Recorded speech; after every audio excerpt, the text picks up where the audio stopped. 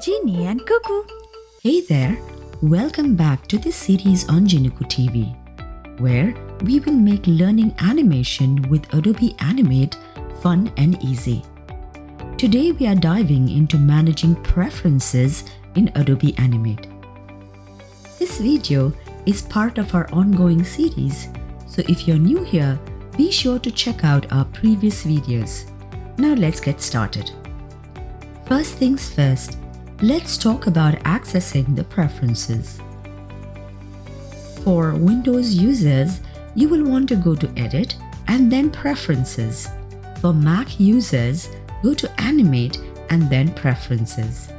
This will open the Preferences dialog box, where you can customize various settings. Once you have got the Preferences dialog box open, you will see a list of tabs on the left-hand side. At the time of this video recording, these tabs include General, Interface, Code Editor, Script File, Compiler, Text, and Drawing. Let's take a quick tour through each of them. In the General tab, you will find a few common application settings. One key setting here is the choice between the document level undo and object level undo. Document level undo tracks all changes made to the entire document, while object level undo lets you undo actions for specific objects independently. We recommend sticking with the default document level undo, but feel free to explore and see what works best for you. You can also set the undo redo level here, and don't forget about the auto recovery feature. This is a lifesaver if you often forget to save your work. While auto recovery is great, it's still a good habit to save regularly. There are many options here, so take your time to explore them. Next up is the Interface tab, where you can adjust the appearance of Adobe Animate. You can switch between the dark or light user interface depending on your preference. Personally, I find the dark mode easier on the eyes during those long animation sessions. The Code Editor tab lets you set preferences for the Actions panel and other coding related settings. The Script Files and Compiler tabs are more specialized, dealing with encoding code files and settings for the Flex software development kit, respectively. These tabs are used sparingly, so you might not need to tinker with them too much.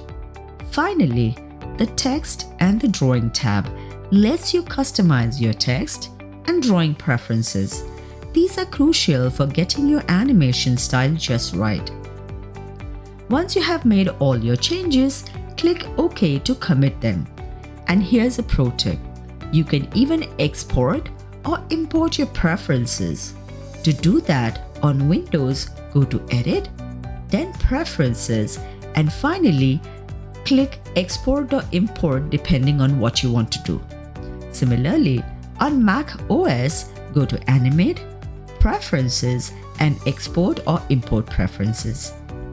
This is super handy if you're setting up animation on a new machine or sharing settings with a team.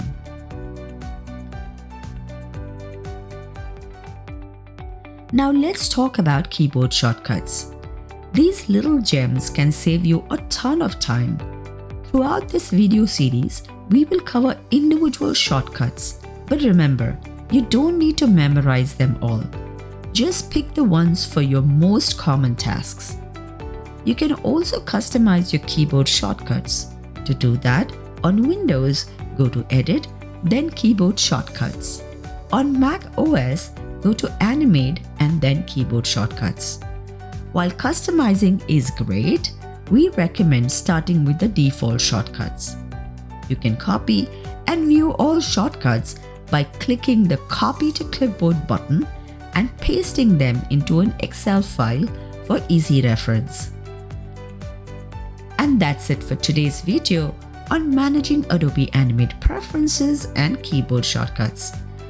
I hope you found this video helpful and feel more confident customizing your settings. Don't forget to like, subscribe, and hit the bell icon so that you never miss an update. And if you have any questions or topics you want to cover, drop a comment below. Thank you for watching and happy animating!